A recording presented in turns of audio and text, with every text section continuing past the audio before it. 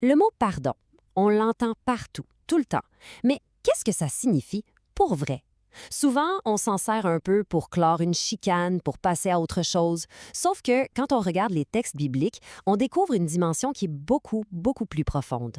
C'est la première idée qui nous vient en tête, non? Est-ce que pardonner, c'est juste décider d'oublier, de faire comme si de rien n'était? Eh bien, les textes bibliques, eux, nous proposent une réponse qui est pas mal plus complexe, mais aussi pas mal plus riche. Alors allons voir ça de plus près. Et voilà le cœur du sujet. Dans cette perspective-là, le pardon, c'est pas juste un bon geste moral. Non, c'est une véritable force spirituelle. Une dynamique qui a le pouvoir de libérer, bien sûr, la personne qui est pardonnée, mais peut-être encore plus celle qui pardonne. Faut bien comprendre que ça dépasse largement l'idée de juste se réconcilier. On parle pas de simplement se serrer la main puis dire « Ah, c'est oublié ». On parle d'aller puiser dans une véritable puissance intérieure qui change tout. Et quand on dit puissance, le mot est pas trop fort, là. On parle de la capacité de guérir des blessures vraiment profondes, de restaurer des relations qui semblaient finies, et même de donner une toute nouvelle direction à une vie. C'est un changement de cap radical. Pour bien saisir cette force, il faut retourner à la source. Allons voir comment le concept a commencé à prendre forme dès l'Ancien Testament. Ce qui est fascinant ici, c'est que le pardon, c'est pas juste quelque chose que Dieu fait. Ça fait partie de son identité même. C'est comme ça qu'il se décrit.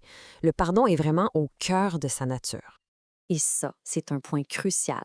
Pardonner, ça ne veut pas dire faire semblant que le mal n'a jamais existé. La blessure, la douleur, elles sont réelles. Mais le pardon, lui, il a le pouvoir de prendre cette situation brisée puis de la transformer en une occasion de grandir, de mûrir spirituellement. L'histoire de Joseph, qui a été vendu par ses propres frères, c'est l'exemple parfait de ça. Il vit une trahison horrible, il souffre pendant des années, mais à la fin, son pardon va transformer cette histoire de jalousie en une histoire de rédemption pour toute sa famille.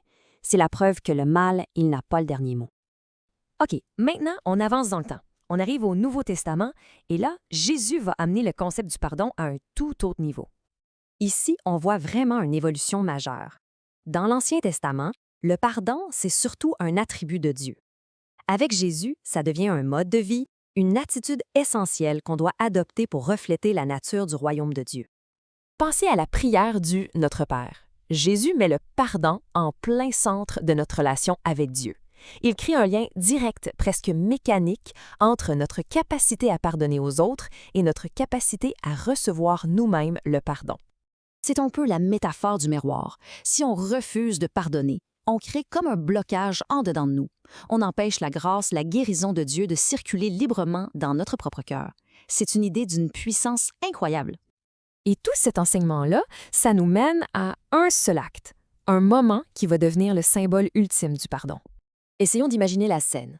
On est au sommet de la souffrance physique, de l'injustice, de la trahison.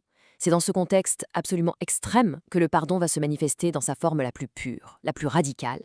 Ces paroles-là, prononcées par Jésus pour ceux qui le torturent, c'est révolutionnaire. C'est un pardon qui est offert au moment même de l'offense, sans condition, sans même qu'on le lui demande. Et ça nous montre exactement le mécanisme spirituel qui est en jeu.